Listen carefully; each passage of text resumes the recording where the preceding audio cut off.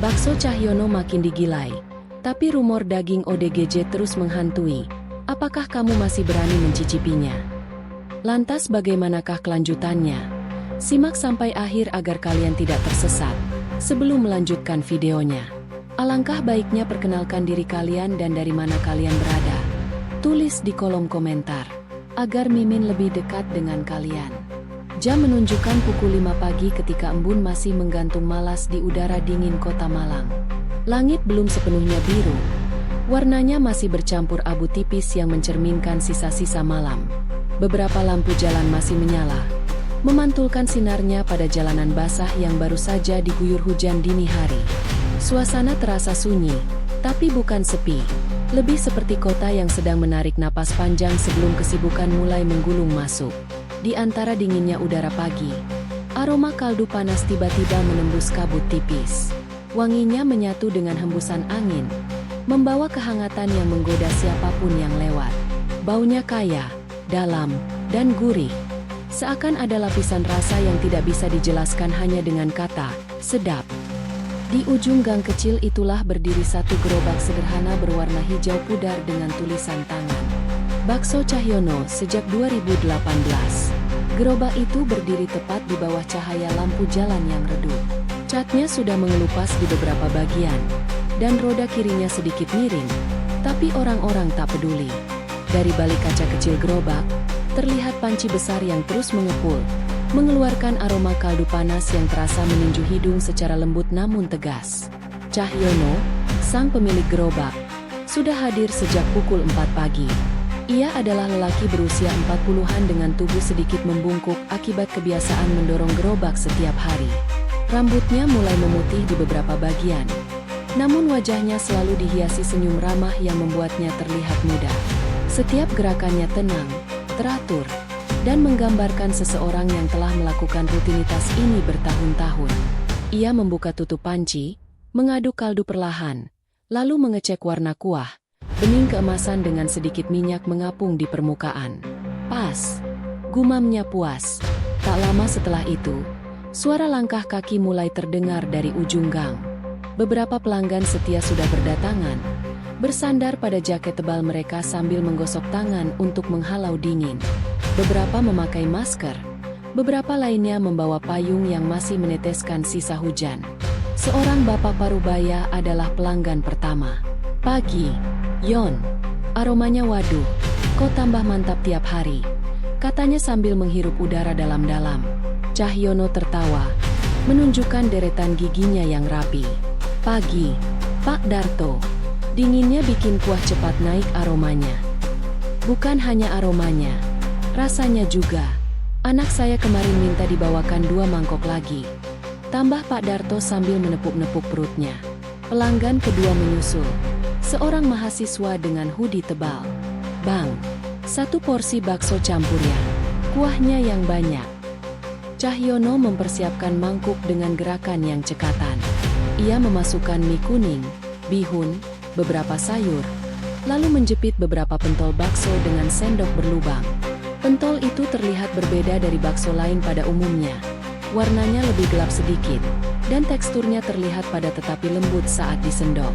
Ketika kuah panas dituangkan, aroma gurih langsung naik, membuat pelanggan di belakang menghela napas tak sabar. Gerobak kecil itu seketika menjadi pusat perhatian di gang. Meski hujan masih menetes pelan, antrean semakin panjang. Beberapa orang rela berdiri sambil menahan rintik hujan demi mendapatkan seporsi bakso Cahyono yang konon nggak ada duanya.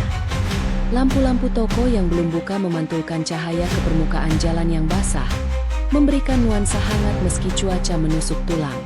Di sela kesibukan, seorang ibu muda berkata pada temannya, "Aku nggak ngerti deh, kok rasanya bisa sedalam ini. Ada sesuatu yang beda. Gurihnya itu loh, kayak nancep." Temannya mengangguk sambil menghabiskan kuahnya cepat-cepat, seolah takut kuah itu akan menghilang sebelum habis. "Iya, aku juga bingung. Bahkan bakso paling mahal di mall pun kalah." Komentar semacam itu bukan hal baru bagi Cahyono. Hampir setiap hari, ia mendengarnya. Dari anak sekolah yang mampir sebelum masuk kelas, dari pekerja kantoran yang singgah di jam istirahat, hingga supir angkot yang pulang larut. Rasa baksonya dianggap berbeda, lebih dalam, lebih nendang, dan lebih membuat orang ingin kembali keesokan harinya. Namun, setiap kali seseorang bertanya apa resep atau rahasianya, Cahyono hanya tersenyum kecil. Senyum yang sama yang selalu membuka ruang misteri di sekeliling dirinya. Rahasia dapur. Jawabnya singkat, tidak pernah lebih dari itu. Di antara hiruk-pikuk kecil yang mulai tercipta, rintik hujan semakin rapat, menimbulkan suara halus di atas tenda plastik gerobak. Suara itu seperti musik latar yang menenangkan. Panci kaldu yang terus mendidih pelan mengeluarkan suara lembut blub, blub, blub. Asap hangat naik dan menghilang ke udara dingin. Cahyono memandang antrean yang kian panjang. Namun hatinya tidak sepenuhnya tenang. Ada sesuatu yang ia pikirkan sejak beberapa bulan terakhir. Sesuatu tentang kesuksesannya yang mendadak dan pengorbanan yang tak boleh diketahui siapapun. Senyum di wajahnya tetap terpasang. Tetapi matanya sesekali memancarkan sorot letih yang dalam. Namun ketika seorang anak kecil berlarian ke arahnya sambil berteriak, "Pak, aku mau bakso 2 pentol, nggak pedas ya?" Cahyono kembali tertawa. Suara tawa itu bersih, tulus, seolah tak ada beban sedikit pun. Gerobak kecil itu terus mengepul di bawah hujan yang perlahan mereda. Aromanya masih menyebar, menyusup ke celah-celah rumah, toko, dan gang sempit. Seolah memanggil siapapun yang mencium bau itu untuk datang, mencicipi, dan kembali lagi. Dan seperti biasa, pagi itu, tak ada seorang pun yang benar-benar tahu apa yang membuat rasa bakso itu begitu menggugah. Dan mengapa Cahyono selalu tersenyum setiap kali pertanyaan itu muncul. Jika ada satu hal yang paling diingat pelanggan dari sosok Cahyono, bukan hanya baksonya yang gurih dan harum, melainkan senyumnya. Senyum yang tidak pernah absen, meski hujan lebat, meski dagangan sepi, meski ia pulang larut malam dengan tubuh letih. Senyum itu seperti tanda tangan dirinya. Sebuah ekspresi yang membuat siapapun merasa diterima, disambut, dan dihargai. Cahyono adalah tipe orang yang ramah tanpa dibuat-buat. Ia mengenali pelanggan bukan hanya dari wajah, tapi dari cara mereka membuka percakapan, dari cara mereka memesan, bahkan dari langkah kaki yang mendekat ke gerobaknya. Tak jarang, sebelum pelanggan mengatakan pesanannya, Cahyono sudah menyiapkan mangkuk yang sesuai. "Mas Riko, masih suka yang pedas? Sambalnya saya tambah dikit, ya," katanya suatu pagi kepada pemuda langganannya. Riko hanya terkekeh. "Wih, hafal terus, Bang. Keren." Begitulah Cahyono. Ia seperti memiliki daftar kecil di kepalanya tentang setiap pelanggan yang pernah datang. Bahkan anak-anak kecil merasa nyaman di dekatnya. Mereka memanggilnya dengan sebutan, Pak Yon. Seakan ia adalah figur paman yang selalu ada ketika pagi datang. Selain ramah, ia juga disiplin, sebuah sifat yang tertanam sejak lama. Jam berapapun ia tidur, jam berapapun hujan turun, ia selalu bangun sebelum subuh untuk mempersiapkan kaldu dan adonan bakso. Tidak pernah sekalipun ia datang terlambat membuka gerobak. Bahkan saat kota dilanda hujan deras yang membuat sebagian warung memilih tutup, Cahyono tetap berdiri dengan tenda plastiknya, menyajikan bakso panas untuk pelanggan yang nekat menerjang hujan. Pelanggan merasa aman, nyaman, bahkan dekat dengannya. Ada sesuatu dari cara Cahyono memperlakukan orang yang membuat mereka merasa bukan hanya sedang makan bakso, melainkan sedang bertamu ke rumah seorang teman lama. Yang membuatnya semakin dicintai pelanggan adalah kebiasaannya memberi porsi ekstra. Tidak peduli keadaan ekonomi atau keuntungan, Cahyono seringkali menambahkan 2 pentol ekstra, lebih banyak bawang goreng, atau kuah tambahan tanpa diminta. "Tambah dikit ya, biar anget," katanya sambil tersenyum setiap kali menambahkan semestinya. Bagi anak sekolah yang hanya membawa uang pas-pasan, kebaikan kecil itu sangat berarti. Bagi tukang ojek yang lelah bekerja sejak malam, semangkuk bakso hangat yang lebih melimpah dari biasanya seperti hadiah kecil yang membuat hari terasa lebih ringan. Namun, di balik ramahan itu, muncul bisikan-bisikan halus di kalangan pelanggan. Bisikan yang tidak pernah benar-benar hilang sejak bakso Cahyono mulai terkenal. Gurihnya beda. Ya, kayak. Lebih berani daripada bakso lain, kata seorang ibu rumah tangga sambil menyendok kuahnya.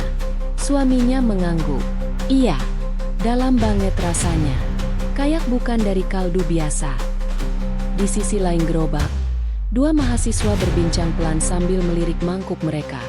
Ini tuh enak banget, tapi kok rasanya kayak ngena, kata salah satu dari mereka.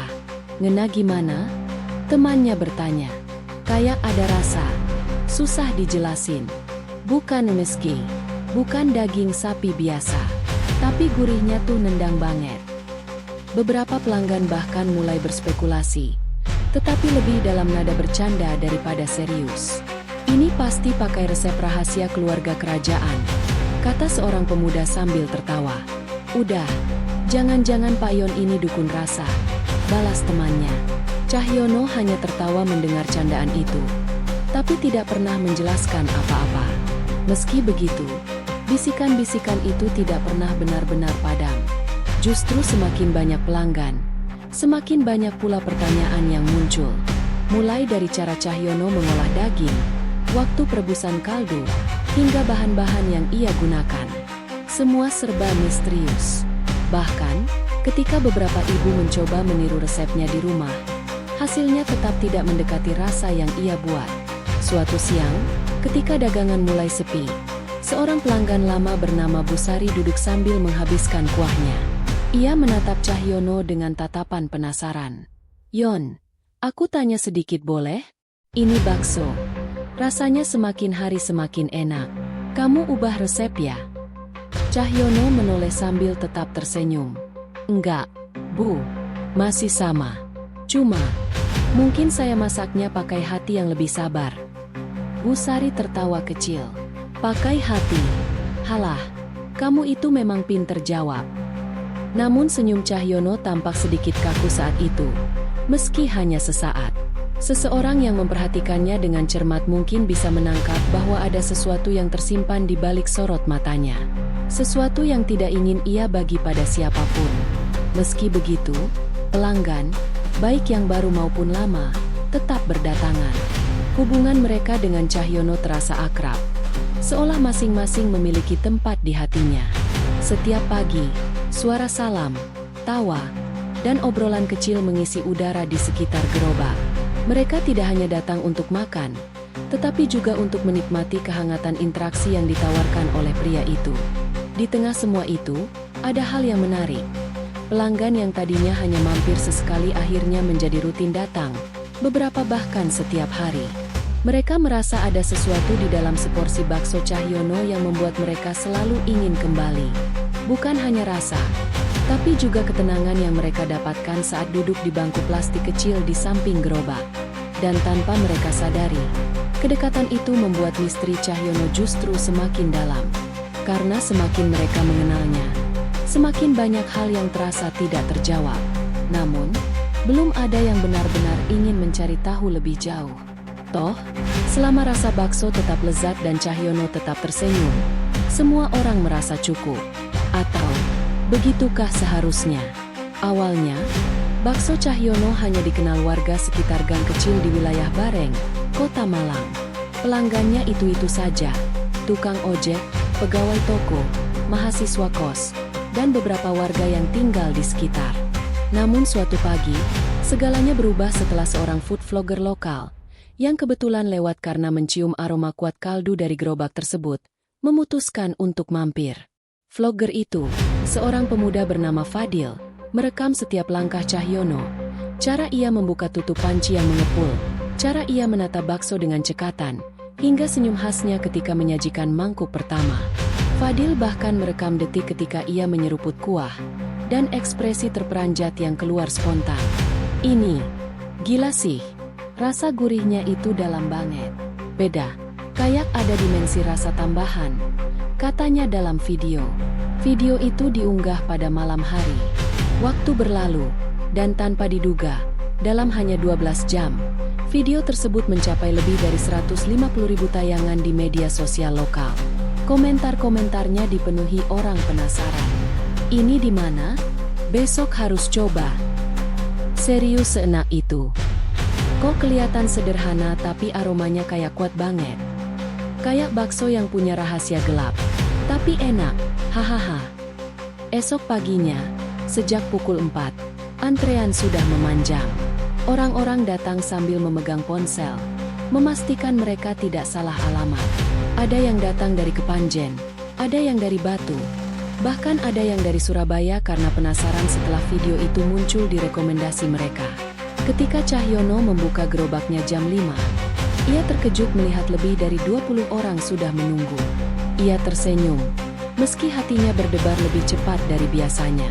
"Wah, rame benar hari ini," komentarnya, mencoba terdengar biasa. Namun dalam hati, ia tahu, sesuatu telah bergeser. Pelanggan yang datang dari luar kota memuji-muji rasanya. "Ini pertama kalinya aku makan bakso yang bikin meremlek," kata seorang mahasiswa dari Jember sambil merekam vlognya sendiri. "Bang, ini pakai bumbu apa sih? Kayak nyandu gitu rasanya," kata yang lain. Cahyono hanya menjawab dengan senyum. Seperti biasa, dengan kepopuleran yang tiba-tiba itu, warga sekitar mulai merasa bangga. Gang kecil yang biasanya sepi kini ramai oleh kendaraan yang sulit menemukan tempat parkir. Namun, tidak semua merasakan kebanggaan yang sama. Beberapa warga justru mulai curiga. Suatu sore, setelah dagangan habis lebih cepat dari sebelumnya, dua warga tua berdiri di depan rumah sambil mengobrol. Mereka memperhatikan gerobak Cahyono yang sedang dibersihkan. "Aneh ya, Yon itu, daging makin mahal, tapi harga baksonya nggak pernah naik," kata Pak Sutikno sambil meremas puntung rokoknya. "Iya, dan rasa kuahnya itu loh. Kok bisa sekaya itu? Saya masak kaldu sapi puluhan tahun, nggak pernah bisa sedalam itu rasanya," timpal Buatini sambil mengerutkan alis.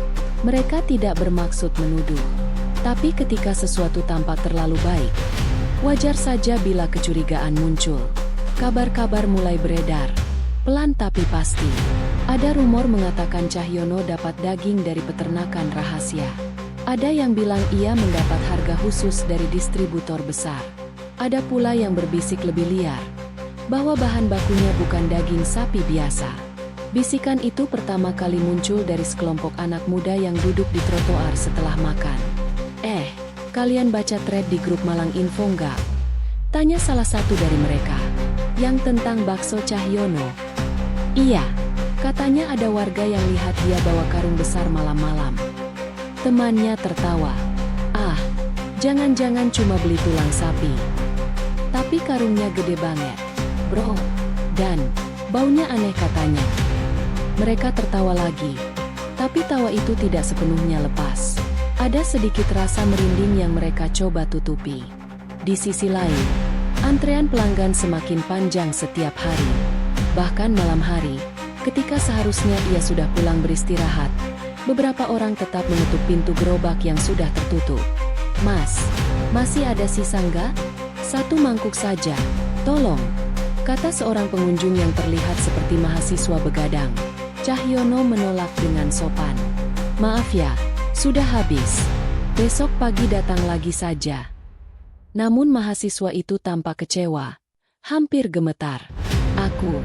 Aku pengen banget lagi. Rasanya kayak ngulang terus di mulut." Cahyono menutup tenda plastik gerobaknya, menatap mahasiswa itu sejenak. Ada ekspresi yang sulit dijelaskan di wajahnya, campuran kasihan, cemas, dan sesuatu yang lebih gelap. Malam itu, ketika ia pulang mendorong gerobak melewati jalan yang mulai sepi, pikirannya tidak tenang. Ia telah bekerja keras untuk sampai pada titik ini. Tapi kesuksesan yang datang terlalu cepat seringkali membawa bayangan yang tak kalah cepat. Ia berjalan melewati dua ibu-ibu yang sedang menyapu halaman. Mereka berbicara lirih, namun cukup jelas untuk terdengar. "Baksonya memang enak, tapi menurutmu aman gak sih?" "Aku nggak tahu, Bu. Tapi ya kok murah banget." Kadang itu yang bikin curiga. Cahyono berhenti sejenak, berpura-pura memperbaiki roda gerobak yang longgar. Dadanya terasa sesak. Ia tahu rumor akan selalu ada. Tapi semakin viral dagangannya, semakin banyak mata yang memperhatikan gerak-geriknya. Di kamar kontrakannya yang kecil, ia duduk sendirian sambil memandangi tangan yang seharian bekerja. Jemarinya bergetar pelan. Kesuksesan yang mendadak ini bukan hanya membawa rezeki, tapi juga tekanan yang ia tahu, suatu hari, bisa menghantamnya dengan keras. Namun esok pagi, ia tetap bangun sebelum subuh, tetap mengaduk kaldu, tetap tersenyum pada pelanggan. Karena apapun rumor yang beredar, satu hal pasti, tak seorang pun benar-benar bisa menjelaskan mengapa rasa baksonya begitu kaya, dan itu membuat orang semakin penasaran. Popularitas bakso Cahyono yang melonjak tiba-tiba ternyata bukan hanya membawa pujian. Semakin banyak orang datang, semakin banyak pula cerita-cerita yang mulai berkelindan, seperti benang kusut yang tersebar di udara dingin kota Malang. Semua bermula dari obrolan kecil, yang kemudian menjelma menjadi gosip, dan akhirnya berubah menjadi rumor gelap yang menggantung di antara wangi kaldu dan tawa pelanggan. Awalnya, gosip itu hanya terdengar samar, sejenis bisikan yang tidak dianggap serius. Namun lama-kelamaan, semakin sering diulang, semakin banyak pula orang yang mempercayai. Katanya sih, dagingnya bukan daging biasa, bisik seorang remaja kepada temannya suatu pagi ketika mereka mengantri. "Loh, maksudmu, daging apa?"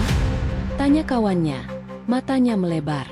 "Entahlah, ada yang bilang campurannya. Aneh, makanya rasanya sedalam itu." Obrolan itu terdengar oleh beberapa orang di barisan belakang. Mereka saling pandang, lalu ikut menambahkan imajinasi masing-masing. Di kota kecil seperti Malang, satu bisikan saja bisa berubah menjadi cerita panjang yang membumbung liar tanpa arah. Beberapa hari kemudian, rumor itu semakin liar ketika seseorang mengaitkannya dengan kabar seorang ODGJ yang sudah lama tidak terlihat di sekitar taman kota. Padahal warga hilang pergi tanpa kabar bukan hal baru. Banyak yang pindah tempat, dibawa keluarganya, atau dipindahkan ke panti sosial. Tetapi karena bakso Cahyono sedang naik daun, imajinasi warga tiba-tiba mengaitkan dua hal yang sama sekali tidak berhubungan. "Sumpah ya, tetanggaku bilang ada ODGJ yang biasanya keliling taman, tiba-tiba nggak kelihatan lagi," kata seorang ibu kepada penjual sayur. "Terus apa hubungannya sama bakso?" "Ya nggak tahu, tapi waktunya kok pas banget." "Ya." Penjual sayur mengangkat alisnya. Ia tidak percaya begitu saja, tapi juga tidak sepenuhnya menolak cerita itu. "Ah, Bu, jangan asal nuduh. Bisa aja dia dipindah ke panti atau balik ke keluarganya." "Iya sih, tapi ya tetap aja, waktunya itu loh, bikin mikir." Dan begitulah. Satu, bikin mikir, menjelma menjadi puluhan, katanya. Yang kemudian berubah menjadi ratusan, jangan-jangan. Rumor itu akhirnya sampai juga ke telinga para mahasiswa yang sering nongkrong di kafe 24 jam dekat kampus. Topik itu menjadi bahan diskusi hangat saat tengah malam, ketika kepala mereka penuh rasa ingin tahu dan kopi menambah bumbu dramatis. Gila, kalau beneran, bakso itu serem sekaligus nagih. Wah, jangan-jangan itu alasan kita balik lagi terus. Halah, kalian aja yang lebay. Tapi bahkan yang mendengus tidak percaya pun diam-diam menyimpan rasa penasaran. Karena di balik semua itu, ada fakta yang tak bisa dibantah. Rasanya memang terlalu enak untuk ukuran gerobak sederhana. Suatu afternoon yang mendung, dua orang warga datang langsung menanyai Cahyono. Bukan dengan nada menuduh, tapi lebih seperti seseorang yang tidak nyaman karena rasa penasaran yang mengganggu mereka terus-menerus. "Yon, boleh tanya?" kata Pak Sutikno sambil melipat tangan di dada. "Tentu, Pak," jawab Cahyono dengan senyum familiar yang selalu ia tampilkan. "Ini dagingmu itu. Dapat dari mana? Kok bisa murah dan banyak? Tapi rasanya luar biasa." Pertanyaan itu membuat beberapa pelanggan yang sedang duduk menoleh. Suasana hangat tiba-tiba menegang. Sendok berhenti sejenak. Kuah di mangkuk bergetar terkena angin. Namun ekspresi Cahyono tidak berubah sedikit pun. "Dari tempat biasa, Pak. Saya punya pemasok tetap. Sudah lama kerja sama. Tapi katanya, campurannya beda ya?" tanya Buatini yang berdiri tak jauh. Cahyono tersenyum lagi. Senyum khasnya yang menenangkan, tetapi entah kenapa kini terasa sedikit aneh bagi beberapa orang. "Ah, Buatini ini, campuran apa?" "Semua murni daging dan tulang sapi. Bumbu, turunan keluarga." Jawaban yang aman. Standar, tidak menjelaskan apapun. Beberapa pelanggan mengangguk, menerima jawaban itu. Tapi beberapa lainnya justru makin ragu karena senyum Cahyono yang terlalu tenang. Seperti seseorang yang sudah terbiasa menjawab pertanyaan serupa, atau mungkin sudah menyiapkan jawaban itu jauh sebelum ditanya. Dan anehnya, meskipun rumor itu semakin tak masuk akal, para pelanggan justru semakin banyak. Seolah misteri yang mengitari gerobak itu menjadi daya tarik tersendiri. Ada yang datang karena lapar. Ada yang datang karena penasaran. Ada pula yang datang hanya untuk melihat apakah rumor itu punya sedikit kebenaran. Sementara itu, Cahyono tetap menjalankan pekerjaannya seperti biasa. Ia mengaduk kaldu pagi-pagi sekali, menyiapkan pentol, dan menjawab semua pertanyaan pelanggan dengan senyum yang tak pernah padam. Senyum yang dulu terasa hangat kini bagi sebagian orang juga terasa menyimpan sesuatu yang tidak semua orang bisa baca. Kadang-kadang, saat pelanggan ramai membicarakan rumor aneh, Cahyono hanya berdiri diam di belakang panci, mengaduk kaldu dengan gerakan lambat dan penuh perasaan. Tatapannya menembus uap panas, seolah memikirkan hal-hal yang tak bisa ia bagi pada siapapun. Namun tidak pernah sekalipun ia membantah, menolak, atau marah. Ia hanya tersenyum. Senyum yang membuat beberapa orang semakin yakin bahwa bakso itu menyimpan rahasia. Senyum yang membuat sebagian lain merasa tak apa-apa, selama rasanya tetap luar biasa. Senyum yang membuat rumor terus tumbuh, seperti lumut di dinding tua yang lembab. Karena begitulah gosip, ia tidak butuh bukti, hanya butuh beberapa orang yang mau mempercayainya. Dan kini, gerobak Cahyono bukan hanya terkenal karena kelezatannya, melainkan juga karena desas-desus gelap yang terus berputar di sekitar uap kaldu, menari-nari di antara aroma daging dan bau hujan. Misteri itu semakin tebal. Dan Cahyono tetap tersenyum. Rintik hujan masih membasahi trotoar ketika gerobak bakso Cahyono mulai didatangi pelanggan setianya. Jam belum menunjukkan pukul 7. Namun antrean sudah tampak memanjang ke arah gang kecil yang menurun menuju sungai. Wangi kaldu panas yang mengepul dari panci besar itu seolah punya tangan sendiri, menarik siapapun yang lewat untuk berhenti, menengok, lalu membuka dompet tanpa banyak pikir. Di antara kerumunan, ada beberapa wajah yang kini hampir selalu muncul setiap hari. Penyair jalanan bernama Agam, misalnya. Ia dulunya bukan penggemar bakso sama sekali. Bahkan ia sering bercanda bahwa daging sapi membuat perutnya protes.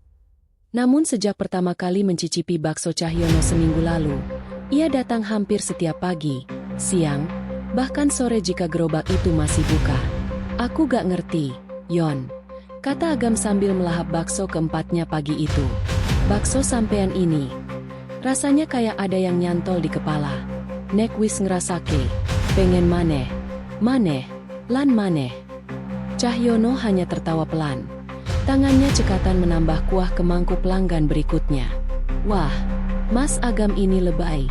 Mungkin cuma cocok sama lidahmu saja." Tapi Cahyono tahu, itu bukan pernyataan pertama yang ia dengar. Sudah semakin banyak pelanggan yang mengaku merasa sesuatu yang aneh setelah makan baksonya. Bukan sekadar enak, melainkan sebuah keinginan yang muncul perlahan, seperti dorongan halus yang menggelitik pikiran. Besok harus makan lagi. Ada seorang ibu rumah tangga bernama Bu Nadira. Dulu ia hanya sesekali lewat saat mengantar anak ke sekolah. Kini, ia datang bahkan ketika anak-anaknya sedang libur. 2 hari lalu, ia bercerita kepada tetangga bahwa tanpa sadar ia sering memikirkan aroma kaldu Cahyono di tengah kegiatan rumah tangga. "Aku itu sampai ngiler sendiri pas nyuci piring," katanya tanpa malu-malu, membuat ibu-ibu yang lain saling pandang.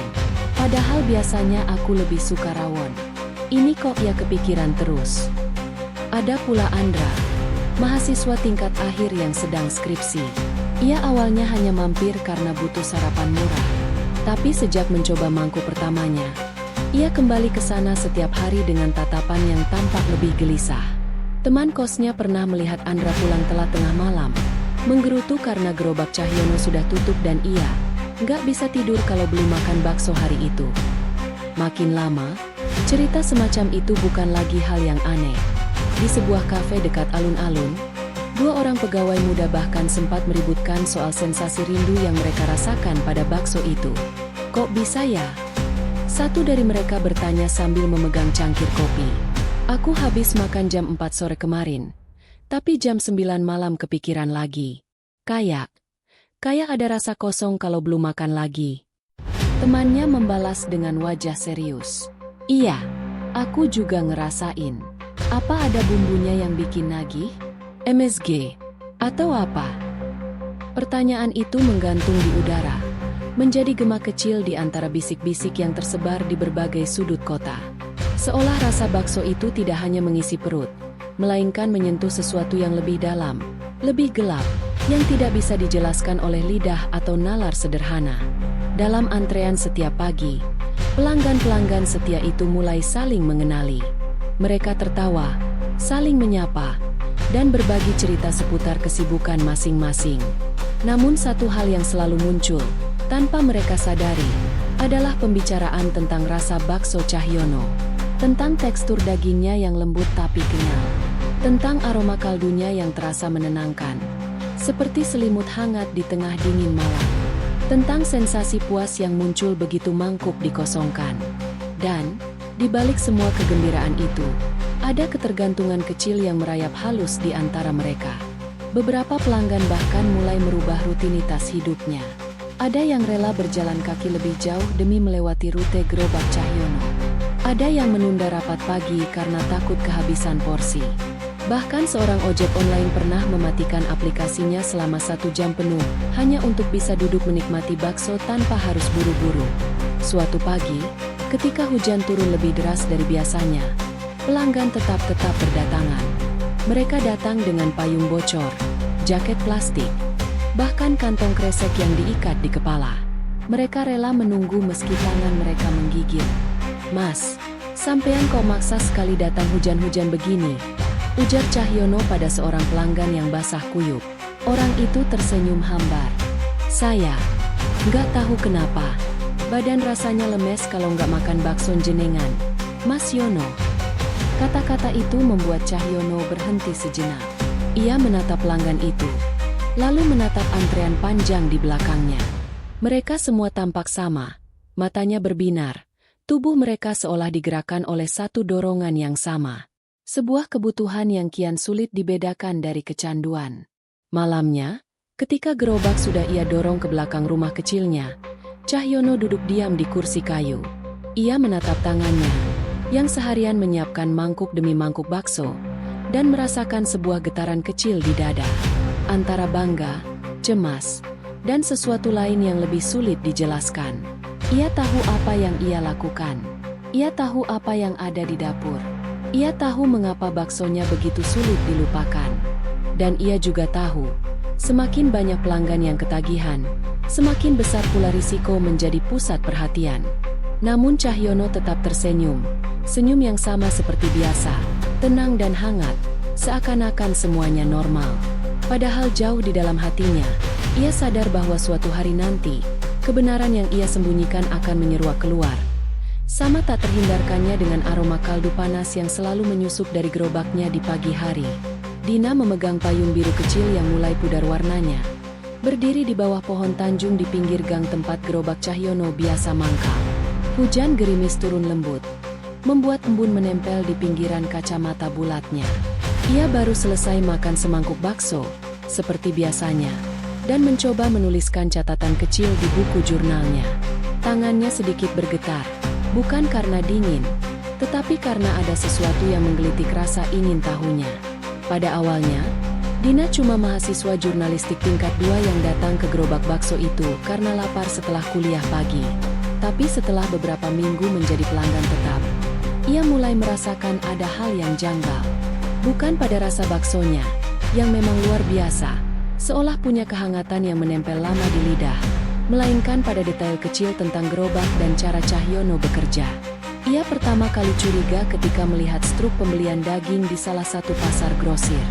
Kebetulan, ia sedang membuat liputan tugas kampus tentang UMKM kuliner di Malang, dan ia pergi ke area pasar untuk memotret aktivitas pedagang. Di antara tumpukan karung dan peti styrofoam, Ia melihat salah satu pedagang daging tercengang ketika menyebut nama Cahyono. "Mas Cahyono? Itu penjual bakso yang di gang dekat taman, ya?" tanya pedagang itu sambil mengerutkan kening. "Loh, dia itu jarang beli di sini. Setahun paling 2 kali. Itu pun cuma dikit." Dina sempat berhenti menulis di ponselnya. "Loh, tapi gerobaknya ramai sekali. Harusnya dia beli banyak dong." Pedagang itu hanya menggeleng. "Ya saya juga bingung. Tapi yang jelas dia bukan pelanggan tetap sini." Informasi kecil itu mengganggu pikiran Dina selama beberapa hari. Ia mencoba mencari tahu di pasar-pasar lain, tapi jawabannya sama. Hampir tak ada yang mengenal Cahyono sebagai pembeli daging. Padahal gerobaknya bisa menjual puluhan, bahkan ratusan mangkuk bakso tiap hari. Jika bukan membeli daging di pasar, lalu dari mana Cahyono mendapatkan stok sebanyak itu?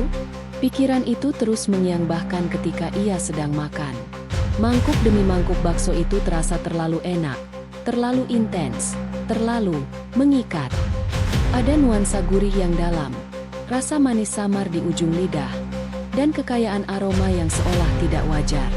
"Enak sih, tapi kenapa aku pengen lagi besoknya?" gumam Dina, menutup buku jurnalnya dengan cepat. Itulah titik awal saat naluri jurnalistiknya bangkit. Dina bukan reporter profesional, tapi ia punya keberanian dan rasa ingin tahu yang sering mendorongnya ke cerita besar. Dan kali ini, instingnya berkata bahwa gerobak bakso itu menyembunyikan sesuatu. Malam itu, Dina memutuskan untuk mengamati gerobak dari kejauhan. Ia berdiri di pertigaan gang, mengenakan jaket parasut hitam dan topi yang menutupi sebagian wajahnya. Pukul menunjukkan hampir jam 11 malam. Waktu ketika sebagian besar warga sudah masuk ke rumah masing-masing. Namun Cahyono belum pulang. Gerobaknya masih di tempat yang sama, meski lampu sudah dimatikan. Dina menyipitkan mata, berusaha melihat jelas dari balik hujan. Ia mencatat setiap gerakan Cahyono. Pria itu tengah membersihkan panci besar, tapi tidak terburu-buru seperti biasanya. Tangannya bergerak hati-hati, seolah ada ritual tertentu yang harus ia jalankan. Sebuah aroma samar tercium dari kejauhan. Bukan bau kaldu seperti pagi hari, melainkan bau yang lebih tajam, metalik, menusuk hidung. Dina menegakkan punggungnya. Bau itu tidak pernah muncul saat gerobak beroperasi. Apakah itu berasal dari sisa-sisa persiapan bahan? Cahyono membuka tutup panci kecil yang biasanya ia letakkan di pojok gerobak. Dina tidak pernah melihat panci itu saat jam buka. Mungkin ia selalu menyimpannya di bawah meja. Ketika uap keluar dari dalamnya, pria itu memeriksa isinya dengan wajah serius. Berbeda dengan senyum ramah yang selalu ia tunjukkan kepada pelanggan. Dina merasa dadanya menegang. "Itu bukan panci biasa," bisiknya. Ia lalu melihat sesuatu yang makin membuat bulu kuduknya berdiri. Sepotong plastik hitam besar di dekat gerobak. Bentuknya panjang, memanjang seperti karung. Cahyono mengikat ujungnya dengan tali rafia. Meski Dina tidak bisa melihat isinya, ukuran dan cara Cahyono memperlakukannya terasa mencurigakan. Apa itu bahan baku? Kenapa harus malam-malam? Ia menunduk lebih tinggi di balik pohon agar tidak terlihat. Hujan deras membuat suara langkahnya tersamarkan. Tapi ia tetap memilih tidak bergerak. Ia hanya mengamati, mencoba menangkap setiap detail kecil yang bisa membantu. Sekitar 10 menit kemudian, Cahyono mulai mendorong gerobak ke arah berlawanan dari rumahnya. Dina mengerutkan kening. Kemana dia pergi tengah malam begini? Bukankah biasanya penjual bakso pulang langsung setelah tutup? Tekad Dina semakin kuat. Ia harus mengikuti, meski dari jauh. Ia melangkah perlahan, menjaga jarak, tetap berada 2 atau 3 tikungan di belakang. Gerimis malam membuat jejaknya sulit terdengar. Sesekali Cahyono berhenti, mungkin untuk mengelap wajah atau mengatur nafas, lalu melanjutkan perjalanan. Gerobak itu terus bergerak menuju daerah yang sepi, ke arah lahan kosong dekat taman kota. Tempat yang akhir-akhir ini ramai dibicarakan karena beberapa ODGJ yang biasa berkeliaran di sekitar situ dilaporkan menghilang. Dina menelan ludah, merasakan jantungnya berdegup cepat. Sebagian dirinya ingin kembali, berhenti, dan mengabaikan semua ini. Tapi naluri jurnalistiknya tidak mengizinkan. Ada cerita besar di balik gerobak bakso itu. Ada misteri yang selama ini disembunyikan oleh senyum ramah Cahyono. Dan malam itu, Dina siap menemukan jawabannya, meski yang menunggunya mungkin jauh lebih gelap daripada yang ia bayangkan. Hujan selalu mengingatkan Cahyono pada masa lalunya, masa yang tak pernah ia ceritakan pada siapapun, bahkan pada pelanggan setianya yang sering bercanda seolah mereka sudah seperti keluarga. Setiap tetes air yang jatuh ke atap rumah kecilnya menjadi gema dari perjalanan panjang yang penuh luka, kemiskinan, dan keputusan-keputusan yang kini mengendap di dalam dirinya seperti bayangan yang tak bisa diusir. Sebelum menjadi penjual bakso yang tersenyum ramah di pagi hari kota Malang, Cahyono hanyalah seorang perantau dari sebuah desa kecil di pinggiran Kediri. Ia datang ke Malang dengan satu tas lusuh dan mimpi sederhana, mencari kehidupan yang lebih baik. Saat itu usianya baru 21 tahun, penuh semangat, dan penuh keyakinan bahwa kota besar selalu menyediakan peluang bagi siapa saja yang mau bekerja keras. Namun kenyataan tidak seperti cerita-cerita yang ia dengar dari orang yang pernah merantau. Pekerjaan sulit dicari, saingan banyak, dan keterampilan yang ia miliki nyaris tidak ada. Pernah ia bekerja di toko material, tapi hanya bertahan 2 bulan karena toko itu tutup. Ia mencoba menjadi kuli bangunan, tapi naik turun tangga setiap hari membuat lututnya sakit. Ia sempat menjadi penjaga parkir liar di alun-alun, sebelum akhirnya diusir karena dianggap mengganggu. Selama beberapa tahun itu, hidupnya seperti benang kusut yang tak pernah selesai diurai. Tabungannya habis. Ia kerap tidur di emperan toko atau di bangku taman kota. Ia makan seadanya. Kadang hanya minum air keran untuk menahan lapar. Bahkan ada masa ketika ia benar-benar merasa berjalan di tepi jurang putus asa, ketika ia bertanya pada dirinya sendiri apakah hidup layak diperjuangkan. Namun satu hal yang selalu ia ingat adalah nasihat almarhum ayahnya. Hidup itu ditarik bukan didorong. Yon, jangan menunggu kesempatan datang, tapi ciptakan sendiri. Kalimat itu menempel kuat di benaknya. Itulah yang membuatnya bertekad membuka usaha makanan kecil-kecilan. Bakso adalah pilihannya karena ia tumbuh dengan aroma kuah yang selalu dibuat ibunya dan kenangan masa kecil yang hangat. Namun usaha pertama itu tidak bertahan lama. Daging yang mahal membuat modal cepat habis. Pelanggan sedikit. Dan akhirnya, ia menjual gerobaknya untuk membayar utang kontrakan. Kegagalan kedua pun datang menghantam lebih keras. Ia mencoba bekerja di sebuah pabrik kecil, tetapi pemiliknya bangkrut secara mendadak, meninggalkan para pekerja tanpa gaji 2 bulan. Cahyono kembali menganggur, kembali hidup dari belas kasihan orang asing, dan kembali merasa dunia seperti ruangan gelap tanpa pintu keluar. Hingga suatu malam, ketika ia duduk sendirian di dekat jembatan tempat para tunawisma berkumpul, ia mendengar percakapan 2 pria. Mereka membicarakan cara-cara bertahan hidup dengan nada getir, tentang bagaimana orang yang terdesak dapat melakukan apa saja. Satu kalimat yang diucapkan salah satu dari mereka menusuk telinga Cahyono. Kalau kamu ingin hidup, kadang harus melakukan hal yang tidak ingin kau ingat. Itu bukan nasihat, itu bukan motivasi, itu peringatan. Tapi pada titik itu, ketika masa depan terasa lebih gelap daripada malam yang menyelimuti mereka, kata-kata itu justru menggema seperti pintu yang membuka sedikit celah cahaya. Setelah malam itu, hidup Cahyono berubah pelan-pelan. Tak ada yang tahu bagaimana. Ia menghilang selama hampir 1 tahun dari lingkar pertemanan kecilnya. Orang-orang yang mengenalnya dulu bilang ia mungkin pulang ke kampung atau bekerja sebagai buruh di luar kota.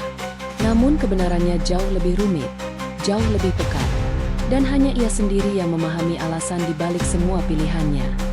Yang jelas, ketika ia kembali ke Malang, ia membawa gerobak baru dengan rancangan yang berbeda. Tidak mewah, tetapi lebih kokoh, lebih praktis, seolah dibangun dengan persiapan matang. Ia juga membawa resep bakso baru yang tak pernah ia ceritakan asal-usulnya. Rasa bakso itu begitu kuat, begitu berbeda, sehingga orang-orang yang dulu tidak mengenalnya pun datang mencicipi, lalu kembali esoknya.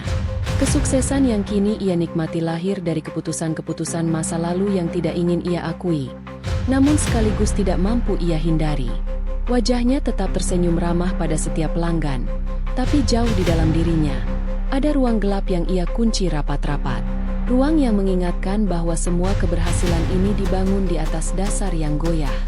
Ketika Cahyono duduk sendirian di dapurnya, memotong bahan-bahan bakso tengah malam, pikirannya sering terbang jauh kepada masa lalu yang ingin ia lupakan. Ia teringat saat-saat ia kelaparan selama 3 hari berturut-turut. Ia teringat tatapannya pada orang-orang yang makan di warung sementara ia hanya bisa menelan ludah.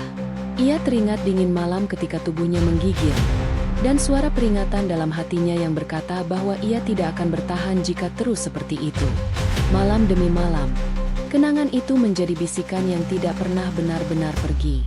Itulah bisikan yang memicu keputusan ekstrim. Keputusan yang membuatnya bisa bangkit tetapi juga membebaninya dengan rasa bersalah yang kadang muncul tanpa permisi. Cahyono bukan orang jahat. Ia hanya seseorang yang pernah berdiri di ujung jurang dan memilih sesuatu yang tidak semua orang berani pilih. Senyumnya yang tenang di pagi hari menutupi seluruh badai di dalam hatinya. Baksonya yang lezat adalah wajah manis dari perjuangan yang pahit.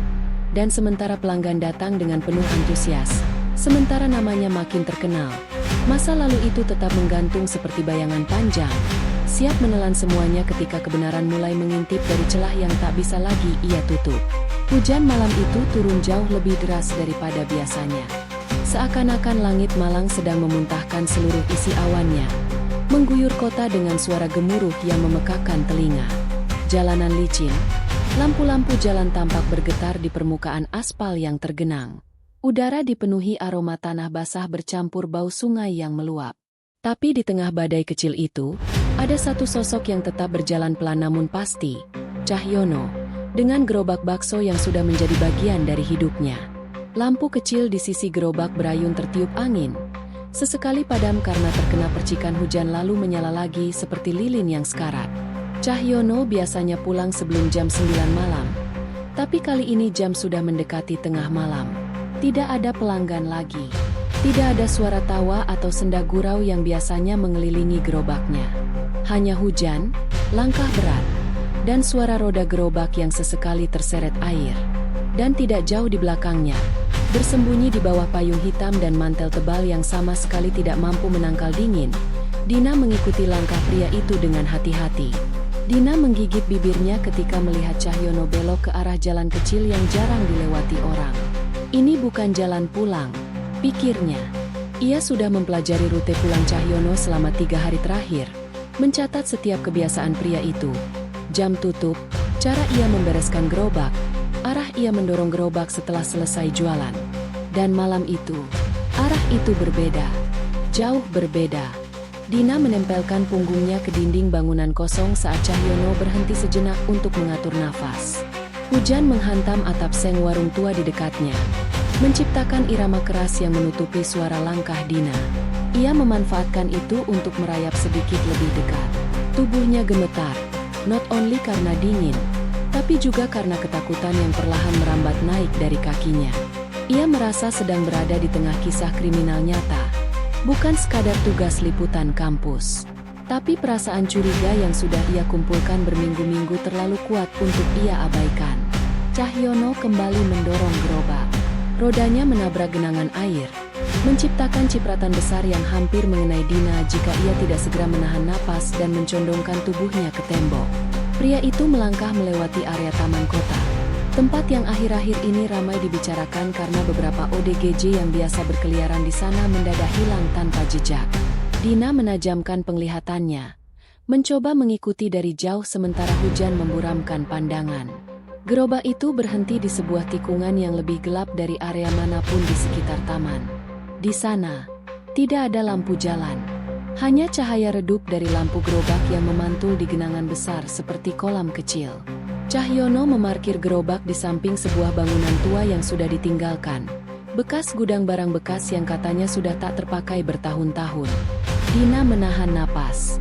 Ini dia. Ia berjongkok di balik tumpukan papan kayu yang sudah lapuk, mencoba melihat dari celah sempit sambil menyeka kacamata basahnya. Di bawah hujan deras itu, Cahyono membuka penutup bagian bawah gerobaknya. Bukan tempat penyimpanan biasa, tapi sebuah ruang kecil yang tertutup besi. Ia menarik tuas rahasia yang sebelumnya tidak pernah terlihat saat gerobak beroperasi di pagi hari. Sebuah kompartemen tersembunyi. Kompartemen itu mengeluarkan uap tipis begitu dibuka. Dina tidak bisa melihat isinya jelas. Tapi aroma yang keluar membuatnya mengernyit. Bukan bau kaldu. Bukan bau bumbu. Bukan bau daging sapi. Bau itu lebih getir, lebih tajam. Hampir seperti bau logam dan tanah basah yang bercampur menjadi satu. Dina menutup mulutnya, menekan rasa mual yang tiba-tiba muncul. Tangannya gemetar saat memegang buku jurnal kecil yang sejak tadi ia bawa. Apa ini? Apa yang sebenarnya dilakukan Cahyono tiap malam? Cahyono mengambil sesuatu dari dalam kompartemen itu. Selembar plastik hitam besar yang tampak berat. Pria itu mengangkatnya dengan hati-hati. Seolah apapun di dalamnya sangat rapuh. Dina tidak bisa melihat bentuk isinya, tetapi dari cara Cahyono memperlakukannya, jelas bahwa itu bukan benda biasa. Hujan semakin deras.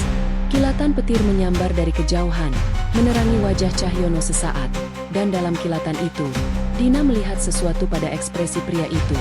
Bukan ketakutan, bukan rasa bersalah, tetapi semacam kepasrahan bercampur kelelahan. Seolah ia melakukan hal ini bukan karena ia ingin, tetapi karena ia harus. Motif apa yang begitu mendesak seseorang hingga harus bergerak sembunyi-sembunyi seperti ini? Dina mencoba meraba jawabannya. Tapi tidak ada satupun yang cukup masuk akal. Cahyono kemudian mendorong gerobak, kali ini tanpa suara, menuju pintu belakang gudang tua itu. Ia mengetuknya 3 kali, pelan namun teratur. Seolah signal. Seolah ada orang lain yang tahu kedatangannya. Dina menegang. Kakinya hampir terpeleset karena batu licin di bawahnya. Pintu tua itu terbuka sedikit. Dina hanya melihat seberkas cahaya redup dari dalam. Cahyono masuk, membawa plastik hitam itu bersamanya. Sementara gerobaknya dibiarkan di luar dalam gelap. Pintu menutup perlahan. Suara besinya berderit, tenggelam oleh deru hujan. Dina menahan napas untuk waktu yang sangat lama. Ketika ia akhirnya bisa bernapas lagi, jantungnya berdetak hampir menyakitkan. Ia menyadari satu hal. Apapun yang disembunyikan Cahyono, apapun yang terjadi di balik pintu gudang itu, bukan lagi sekadar bahan baku murah atau trik bisnis kuliner. Ini jauh lebih besar, jauh lebih gelap, dan ia sekarang sudah terlalu jauh untuk mundur. Dalam hujan yang semakin menggila, Dina merapatkan mantel basahnya, memandang pintu gudang tua itu dengan tekad bulat. Malam ini tidak biasa, dan rahasia itu akan mulai terbuka. Gudang tua itu berdiri memunggungi jalan kecil yang becek, seperti bangkai bangunan yang lupa ditinggalkan saat kota berkembang. Kecatnya telah mengelupas, meninggalkan warna kusam yang ditelan lumut dan kelembapan. Hujan mengguyur genteng karatan, menghasilkan dentuman berulang yang membuat tempat itu terdengar seperti jantung raksasa yang berdetak lambat namun konstan. Dina berdiri di balik gelondongan kayu yang sudah lapuk, menunggu beberapa menit setelah Cahyono masuk ke dalam. Napasnya membentuk asap putih kecil di udara dingin. Meskipun ketakutan membuat lututnya gemetar, rasa ingin tahunya dan naluri jurnalistiknya memaksanya bertahan. Pelan-pelan, ia melangkah ke sisi bangunan. Di belakang gudang itu ada jendela kecil yang kacanya sudah retak-retak, sebagian bahkan hilang. Dina mendekat, mencari celah yang bisa memberinya pandangan ke dalam. Dan ketika ia akhirnya menemukan sudut yang cukup terbuka untuk dilihat, jantungnya langsung berdegup lebih cepat. Gudang itu ternyata lebih besar dari yang tampak dari luar. Ruangannya remang-remang, hanya disinari beberapa lampu neon tua yang menggantung dari langit-langit dengan kabel longgar. Suaranya berdengung pelan, mengisi ruang seperti bisikan mesin yang tak ingin benar-benar mati. Di dalam, Dina melihat, bukan darah, bukan pisau, tidak ada kekerasan yang kasat mata. Hanya sesuatu yang membuat bulu kuduknya berdiri karena atmosfernya salah, sangat salah. Di tengah ruangan terdapat beberapa meja baja panjang yang kosong, licin, seperti baru saja dibersihkan. Permukaannya tampak terlalu bersih dibanding kondisi gudang yang lain. Di dinding sebelah kanan terdapat rak-rak besi penuh catatan yang tersusun rapi. Terlalu rapi untuk tempat yang tampaknya tidak pernah dikunjungi siapapun. Dina memperhatikan langkah Cahyono. Ia menuju sudut gudang, membuka lembaran plastik hitam besar yang ia bawa. Dari sudut pandang Dina, isinya tidak terlihat jelas, hanya bentuk samar, sesuatu yang berat dan tak beraturan. Namun cara Cahyono menurunkannya ke lantai dengan penuh kehati-hatian membuat Dina merinding. Setelah itu, pria itu berjalan ke salah satu rak. Ia mengambil sebuah buku catatan lusuh dengan sampul abu-abu. Dina memicingkan mata, mencoba membaca tulisan di sampul tersebut. Tidak ada judul, hanya kode. R17, batch 12, grup C. Dina menelan ludahnya yang terasa pahit. Ia terus mengintip, menunggu momen yang tepat. Ketika Cahyono berbalik dan sibuk mengutak-atik mesin pemotong yang suaranya tersengal-sengal, Dina mengambil keputusan berani. Ia harus masuk ke dalam. Ia tidak tahu berapa lama pria itu akan berada di sudut ruangan yang lain. Dan ini satu-satunya kesempatan. Dengan perlahan, ia mengitari sisi gudang dan menemukan pintu belakang. Sebuah pintu kecil yang setengah patah, dengan gembok tua yang sudah tidak berfungsi. Hujan menyamarkan suara langkahnya. Dina mendorong pintu itu, dan pintunya membuka dengan suara berderit lirih. Udara di dalam gudang lebih dingin daripada udara luar. Bau antiseptik samar melayang di udara, bercampur aroma besi tua. Tidak ada bau busuk, tidak ada bau daging. Justru terlalu steril untuk tempat yang tampaknya digunakan pada malam hari secara rahasia. Dina masuk setengah berjongkok, melangkah pelan di antara kotak-kotak kosong yang menumpuk di pojok. Ia menyelinap ke arah rak catatan di dinding, rak yang paling menarik perhatiannya. Ada puluhan buku catatan di sana. Semuanya diberi label yang sama, kode-kode tanpa penjelasan. R4 batch 9 grup A, N21 batch 3 grup F, Z02 batch 14 grup D, dan seterusnya. Setiap buku tampak penuh catatan. Dina mengambil salah satunya dan membuka halaman pertama. Tulisan tangan rapi memenuhi halaman. Tanggal produksi, jumlah bahan, suhu yang direkomendasikan, pengamatan tentang tekstur. Tidak ada catatan seperti resep normal. Tidak ada bumbu. Tidak ada daftar pembelian seperti bawang, garam, tepung. Yang ada hanyalah angka-angka teknis dan pengamatan detail tentang sesuatu yang ditulis dengan huruf singkatan seperti BK, PG, dan FK. Semua tidak jelas artinya. Halaman berikutnya berisi sketsa bentuk aneh. Bukan bentuk manusia, bukan juga hewan. Justru bentuk seperti gumpalan organ atau potongan tidak simetris, tapi tidak pernah jelas. Garisnya tidak menunjukkan wujud eksplisit, seolah sengaja digambar abstrak. Dina merinding. Catatan itu ditulis dengan sangat teliti, seolah seseorang sedang meneliti sesuatu yang tidak umum. Ia menutup buku itu dengan cepat dan mengembalikan ke tempatnya sebelum mengambil yang lain. Buku berikutnya berisi diagram suhu freezer, perhitungan waktu pelunakan, dan catatan tentang efek konsumsi, ditulis samar. Subjek A menunjukkan peningkatan nafsu. Subjek B mengalami kebutuhan konsumsi ulang dalam 24 jam. Konsistensi perlu diuji pada batch berikutnya. Dina hampir menjatuhkan buku itu. Efek konsumsi, subjek, batch. Apa ini? Penelitian? Eksperimen? Ia merasa kepalanya pusing. Tapi belum sempat ia menarik napas panjang. Suara deritan berat terdengar dari belakang rak. Dina membeku. Ia menahan napas, lalu perlahan melirik ke arah suara itu. Di sisi gudang sebelah kiri, tertutup bayangan, berdiri sebuah freezer besar. Tidak seperti freezer rumah biasa, lebih tinggi, lebih panjang, dan lebih kokoh. Lampu kecil di atasnya menyala merah, menandakan mesin itu aktif. Cahyono tidak ada di sekitarnya. Suara mesin di sudut lain masih menutupi langkah Dina.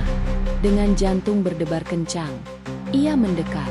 Tangannya hampir menyentuh pegangan freezer sebelum ia tersadar dan menariknya kembali. Apa yang akan terjadi jika aku membukanya? Apa yang sebenarnya disimpan di sini? Keberaniannya goyah. Namun rasa penasaran tetap lebih kuat. Ia tidak membuka freezer itu. Tidak malam itu. Naluri mengatakan belum waktunya. Tapi cukup baginya melihat label kecil yang menempel di sisi freezer. Tulisan tangan dengan spidol hitam. Bahan utama. Grup C. Dina melangkah mundur, pelan-pelan. Hampir tidak berani bernapas. Gudang itu tidak menampilkan kekerasan secara kasat mata. Namun atmosfernya cukup untuk membuat tubuhnya dingin sampai tulang. Di sini bukan sekadar tempat penyimpanan biasa. Di sini ada rahasia. Rahasia yang selama ini membangkitkan kecurigaan warga. Rahasia yang membuat pelanggan ketagihan tanpa tahu mengapa. Dan ketika Dina hendak keluar melalui pintu belakang, ia mendengar langkah kaki berat mendekat. Ceno, kembali dari sudut tersembunyi gudang. Dina merapat ke dinding, menahan napas sekuat mungkin. Di gudang sunyi itu, ia sadar satu hal. Ia baru saja membuka pintu menuju misteri paling gelap dalam hidup Cahyono, dan kini ia berada sangat dekat, terlalu dekat, pada kebenaran yang mungkin tidak siap ia hadapi. Hujan yang mengguyur sejak sore belum sepenuhnya reda ketika Dina berdiri di depan gerobak bakso Cahyono yang sudah tertutup terpal. Lampu-lampu jalan memantulkan sinar kusam di genangan air, menambah nuansa suram yang menegangkan malam itu. Dina menggigit bibirnya. Tubuhnya setengah gemetar bukan karena dingin, tetapi karena keputusan besar yang akan ia ambil. Ia menunggu pria yang setiap pagi menyambut pelanggan dengan senyum hangat, tetapi kini menyimpan sesuatu yang jauh lebih gelap dari sekadar resep kuliner. Tak lama kemudian, suara langkah perlahan terdengar dari arah gang. Cahyono muncul sambil membawa payung kecil dan tas kerja lusuh. Dina langsung berdiri tegak. "Pak Cahyono," panggilnya. Suaranya sedikit bergetar. "Kita perlu bicara." Cahyono berhenti. Tatapannya tidak marah, tidak juga kaget. Lebih seperti seseorang yang sudah tahu percakapan ini tak bisa dihindari. Ia menurunkan payung dan membiarkan hujan membasahi bahunya. "Dina," ujarnya pelan. "Malam-malam begini, apa yang kamu cari?" "Jawaban." Dina mendekat, menatapnya langsung. Tentang bakso itu, tentang rasa yang anehnya membuat orang ketagihan, tentang gudang di pinggiran kota. Ada jeda panjang. Hanya suara hujan yang menjawab. Cahyono menghela napas pelan, lalu memberi isyarat agar Dina mengikutinya ke emperan toko yang sudah tutup. Tempat itu sedikit terlindung, cukup untuk mereka berdiri tanpa basah. "Dina," katanya sambil menyandarkan punggung pada dinding, "kamu mahasiswa jurnalistik, kamu pintar, tapi kamu juga harus tahu bahwa tidak semua hal perlu dibuka ke dunia. Tapi masyarakat berhak tahu jika ada yang tidak beres." Balas Dina cepat. "Saya melihat freezer besar itu. Catatan-catatan kode. Pengiriman tengah malam. Bahan apa sebenarnya yang Bapak pakai?" Cahyono memejamkan mata sejenak, seolah menimbang jawaban yang paling aman. Ketika ia membuka matanya, tatapan itu bukan lagi tatapan penjual bakso ramah. Ada lelah, ada luka, dan ada semacam penyerahan diri. "Kau tahu," ucapnya perlahan, "orang-orang selalu memuja rasa. Mereka datang, membayar, memfoto, memuji, lalu kembali lagi besok. Mereka tidak pernah peduli bagaimana pedagang kecil sepertiku bertahan." Dina menelan ludah. "Jadi, apa yang Bapak lakukan untuk bertahan?" Cahyono tersenyum tipis. Senyum yang jauh berbeda dengan senyumnya saat melayani pelanggan. "Orang hanya mau tahu rasa," katanya, "bukan kerja keras yang menyertainya." "Pak, itu bukan jawaban. Itu satu-satunya jawaban yang bisa kuberikan." Dina merasakan bulu kuduknya berdiri. Kalimat itu bukan sekadar alasan. Itu peringatan. Atau mungkin pengakuan terselubung. Ia mencoba membaca wajah Cahyono, tetapi ekspresi pria itu hampir tak terbaca. Pelanggan mulai ketagihan. "Pak," lanjut Dina dengan suara lebih tegas, "mereka makan berkali-kali. Ada yang sampai gelisah kalau tidak beli. Apa itu benar-benar hanya bumbu atau ada hal lain?" Cahyono menahan tatapan Dina selama beberapa detik yang terasa sangat lama. "Kecanduan," ulangnya pelan. Sebuah kata yang mudah dilontarkan.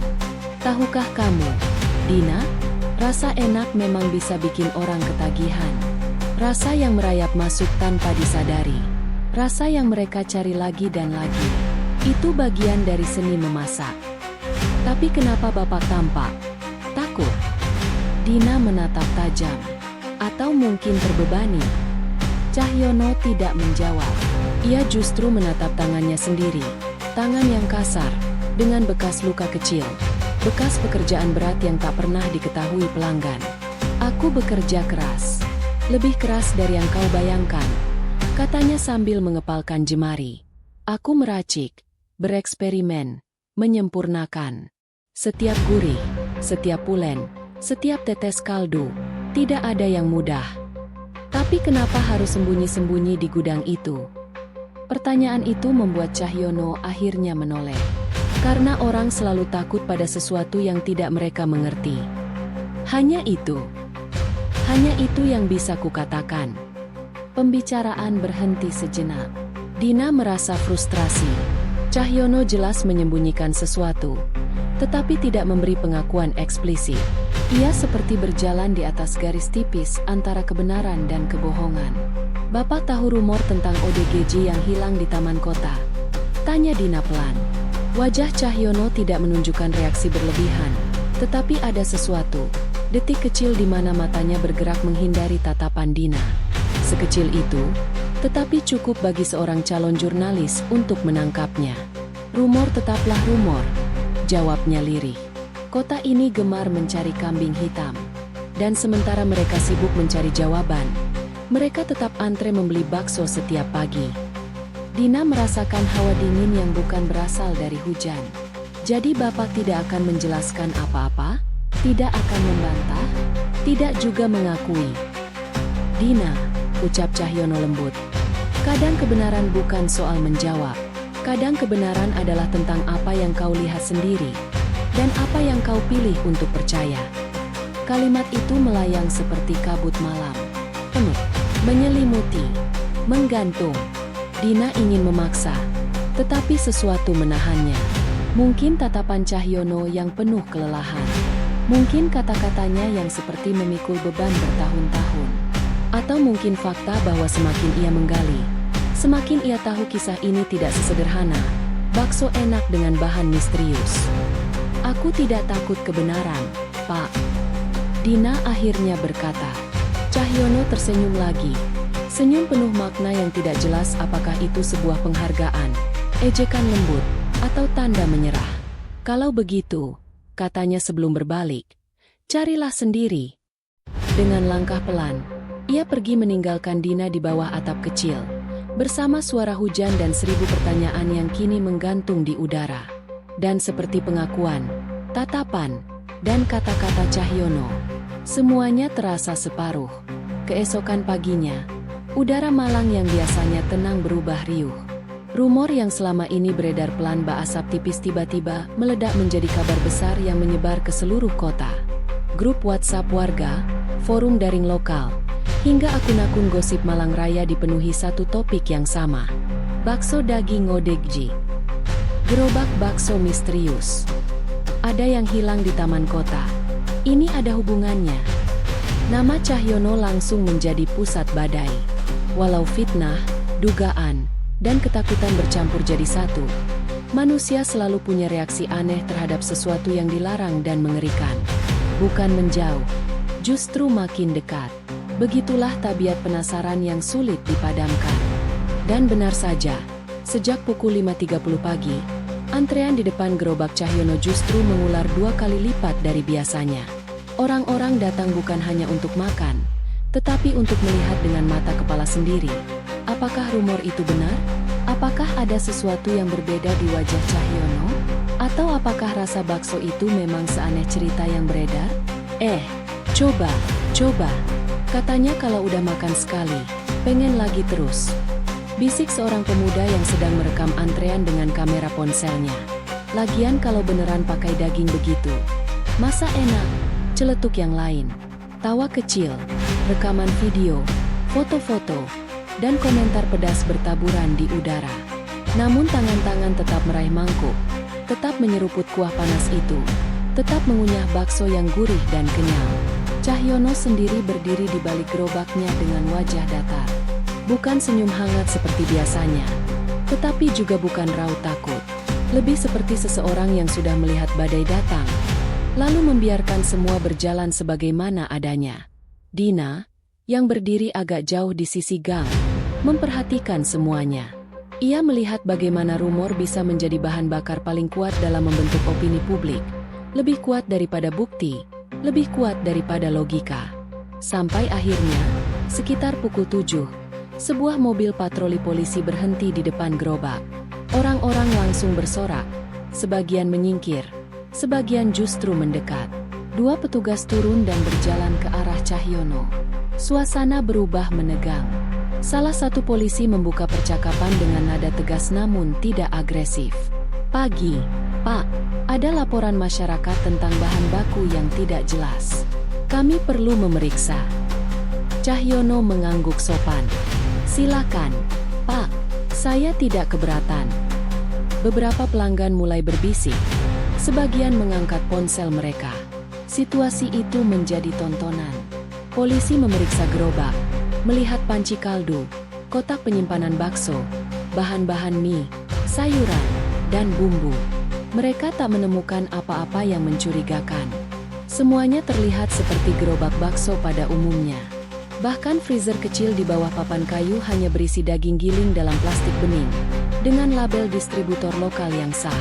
Polisi mencatat, menanyakan beberapa hal, lalu menutup buku laporan. Sementara tidak ada yang janggal. "Pak, tapi kami akan tetap memantau." "Baik, Pak," jawab Cahyono tanpa ekspresi. Petugas pergi. Kerumunan mulai bubar dengan gumaman kecewa. Tidak ketahuan apa-apa. Polisi kurang teliti. Fix makin penasaran, sih. Kalau normal, kenapa rasanya beda banget? Dan justru karena tidak ditemukan bukti apapun, rumor itu membesar. Seakan ketiadaan bukti adalah bukti itu sendiri. Dina menatap Cahyono lebih lama. Penjual itu tetap bekerja tanpa menunjukkan kegelisahan. Tangannya terampil, gerakannya efisien, dan wajahnya tak sekalipun tampak cemas. Seolah ia sudah siap menghadapi kemungkinan terburuk, atau mungkin ia tahu polisi takkan pernah menemukan apapun. Ketika antrean kembali mengular, komentar-komentar yang berseliweran justru menjadi bahan promosi tak sengaja.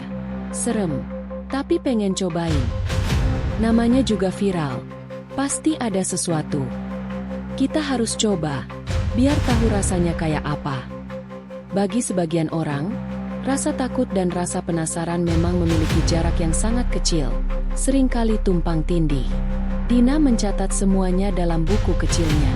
Namun semakin banyak ia lihat, semakin kabur garis antara kebenaran dan sensasi. Rumor berkembang seperti banjir, melanda tanpa bisa dibendung. Masyarakat tak peduli apakah itu fakta atau bualan. Yang penting adalah cerita itu seru, menegangkan, dan terasa real di kepala mereka. Namun ada satu hal yang Dina sadari. Cahyono tidak melakukan apapun untuk menghentikan rumor itu. Ia membiarkannya. Bahkan seolah menikmati bagaimana kota Malang kini mengelilinginya dengan tatapan curiga sekaligus kagum. Badai sudah datang, dan Cahyono tetap berdiri. Malam turun lebih cepat di Malang setelah hujan mengguyur sejak sore. Lampu-lampu jalan memantulkan cahaya lembut di atas jalan basah, menyulap kota menjadi mozaik kuning keemasan yang muram. Cahyono duduk sendirian di dalam kamarnya yang sempit, hanya ditemani meja kayu tua, secangkir kopi hitam, dan pikiran-pikiran yang sejak beberapa hari ini tidak memberinya waktu bernafas. Gerobaknya sudah ia dorong masuk ruang belakang, tempat ia biasa membersihkan peralatan.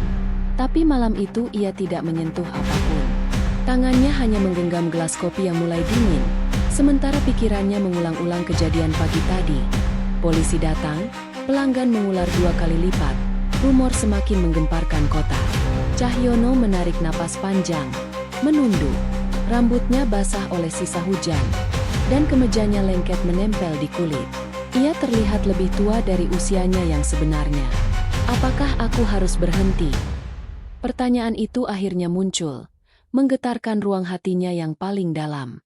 Sejak muda ia dibesarkan oleh kerasnya hidup. Pindah kota berkali-kali, kerja serabutan, bangkit setelah mengalami kegagalan, lalu jatuh lagi. Hingga suatu titik, Ia menyerah pada mimpi besar dan hanya ingin bertahan hidup. Dan untuk bertahan, ia membuat pilihan. Pilihan yang kini menjadi sumber rasa gurih baksonya. Pilihan yang membuat pelanggan ketagihan. Pilihan yang membuat Malang gempar. Rasa yang kusajikan adalah penyelamatku sekaligus kutukanku. Sekeras apapun ia mencoba menyangkal, ia tahu rahasia itu tidak boleh diketahui siapapun. Dunia tidak akan memahami proses, cara, atau harga yang ia bayar. Dunia hanya tahu dua hal, benar atau salah, suci atau kotor, dan tidak ada ruang abu-abu dalam penilaian manusia. Ia mengusap wajahnya. Kopi di hadapannya tetap tak tersentuh. Dari jendela kecil kamarnya, ia melihat bayangan gerobaknya. Cat putihnya sudah memudar, pegangan kayunya mulai retak. Tapi gerobak itulah saksi kerja kerasnya bertahun-tahun. Gerobak itu pula yang memutar balik nasibnya. Gerobak itu menjadi hidupnya, dan kini bisa saja menjadi akhir dari hidupnya. Kalau aku berhenti, pikirnya, apa yang tersisa? Ia hanyalah seorang pria sederhana tanpa pendidikan tinggi, tanpa keluarga yang mendukung, tanpa modal besar. Bakso adalah satu-satunya cara ia bertahan. Satu-satunya yang ia bisa andalkan untuk membayar kontrakan, listrik, dan hidup sehari-hari. Namun rumor yang meledak kemana-mana membuatnya bertanya, apakah bertahan berarti memperbesar bahaya? Apakah menyerah berarti kehilangan satu-satunya hal yang membuatnya hidup? Hatinya terasa seperti ditarik dari dua sisi. Ia teringat wajah para pelanggan yang tersenyum setelah menyeruput baksonya. Para pekerja pagi yang selalu memuji, anak-anak sekolah yang bahagia menerima porsi tambahan, dan orang-orang luar kota yang rela antre hanya untuk merasakan gurihnya kaldu. Rasanya sulit meninggalkan itu semua. Memberi makan orang lain adalah kebahagiaan kecil bagi dirinya. Namun ia juga teringat tatapan curiga, bisikan-bisikan kasar, kamera-kamera ponsel yang mengarah padanya setiap menit. Rumor yang membuatnya seakan-akan menjadi monster tanpa wajah. Cahyono memejamkan mata. Di balik lopa itu, ia melihat masa lalunya. Momen ketika ia berada di titik paling gelap. Ketika hidup memojokkannya sampai keputusan ekstrim tampak seperti jalan satu-satunya. Pilihan yang kini beresonansi dalam setiap mangkuk bakso. Kalau dunia tahu, akankah mereka memaafkan? Jawabannya ia tahu. Tidak. Suara petir jauh terdengar, mengguncang keheningan kamar. Cahyono membuka mata dan menatap gerobaknya lebih lama. Dalam diam, ia berbicara pada dirinya sendiri. Aku tidak ingin menjadi penjahat dalam cerita siapapun. Tapi, aku juga tidak bisa kembali ke hidup yang dulu.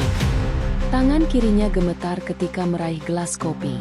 Ia meneguknya perlahan, seolah menelan kenyataan pahit yang menumpuk di dadanya. Apa yang harus kulakukan? Bisiknya. Tidak ada yang menjawab. Tidak ada suara. Tidak ada tanda. Hanya hujan yang jatuh, ritmis dan tak peduli. Seolah mengingatkan bahwa dunia terus berjalan tanpa menunggu keputusan manusia. Ia berdiri perlahan, melangkah ke arah gerobak, dan menyentuh permukaannya. Kayu itu dingin, tetapi terasa seperti bagian dari dirinya. Jika ia menutup usaha besok, rumor akan mati dalam beberapa minggu. Hidupnya mungkin akan kembali sepi, miskin, dan tak memiliki arah. Tapi ia akan selamat dari badai yang kini menerpa. Jika ia tetap membuka gerobak, badai mungkin semakin besar. Tapi rasa yang ia ciptakan akan hidup. Baksonya, kisahnya, perjuangannya, semua akan tetap ada. Dua jalan terbentang. Keduanya sama-sama sulit. Keduanya sama-sama berisiko. Namun hanya satu yang akan ia pilih sebagai akhir dari kisahnya. Cahyono menatap hujan yang tak kunjung berhenti, lalu menarik napas panjang. Napas seseorang yang tahu bahwa apapun keputusannya, hidupnya takkan pernah sama lagi. Pagi kembali datang dengan ritme kota Malang yang tetap basah dan dingin. Hujan semalam meninggalkan kabut tipis yang menyelimuti jalanan, membuat setiap gang tampak seperti menyimpan cerita yang belum selesai. Namun satu hal tidak berubah. Deretan orang berdiri di depan sebuah gerobak putih yang catnya mulai mengelupas. Gerobak Cahyono.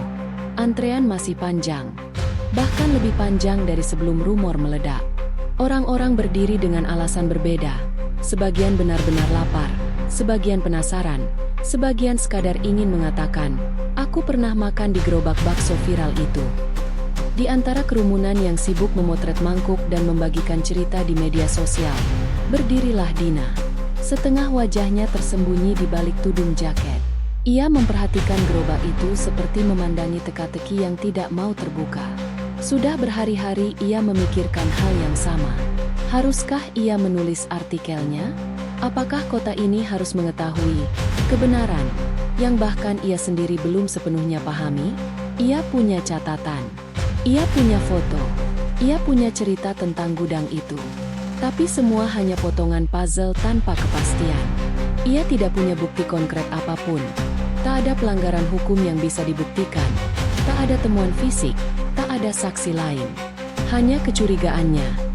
Dan firasat yang semakin kuat setiap ia melihat senyum Cahyono. Senyum itu pula yang muncul pagi ini. Tenang, lembut, dan nyaris tidak berubah meski badai rumor terus menghantamnya. "Pagi, Dina," sapa Cahyono ketika mata mereka bertemu. Dina sedikit terkejut. Ternyata ia ketahuan. "Pagi, Pak," jawabnya pelan. "Tidak beli?" tanya Cahyono sambil mengambil mangkuk baru. "Kaldu lagi hangat-hangatnya." Dina menatap panci besar itu. Uapan kaldu naik perlahan, membawa aroma gurih yang begitu familiar. Aroma yang menenangkan. Aroma yang membuat orang kembali lagi dan lagi. Namun entah kenapa, di balik kehangatan itu, Dina merasakan semacam dinding gelap. Bukan ancaman, melainkan sesuatu yang tak bisa ia lihat namun selalu ia rasakan. Sesuatu yang tidak mau dibongkar. "Saya belum tahu," jawab Dina akhirnya. Cahyono menatapnya selama beberapa detik. Tatapan yang tidak menghakimi, tidak memaksa, hanya memahami. "Pilihan adalah hal paling berat dalam hidup," katanya sambil melanjutkan pekerjaannya. "Termasuk memilih apa yang ingin kau bagikan pada dunia." Dina diam. Kata-kata itu terasa seperti tamparan lembut, mengingatkannya bahwa menulis kebenaran tidak sesederhana menekan tombol unggah. Ia melangkah ke pinggir, mengamati para pelanggan. Wajah-wajah itu tersenyum. Ada yang menyeruput kuah sambil memejamkan mata. Ada yang berkata, "Aduh, gurihnya kok beda, ya." Ada yang menambah porsi tanpa ragu. Mereka semua bahagia. Tetapi apakah kebahagiaan itu berdiri di atas sesuatu yang kelam? Apakah mereka berhak tahu apa yang ia lihat? Apakah ia sendiri benar-benar memahami apa yang ia lihat? Dina membuka ponselnya. Draft artikel sudah siap. Misteri di balik gurihnya bakso viral malam, antara ketakutan dan kenikmatan. Ia menatap judul itu lama sekali. Kesannya bombastis, tapi isinya tidak memiliki fondasi kuat.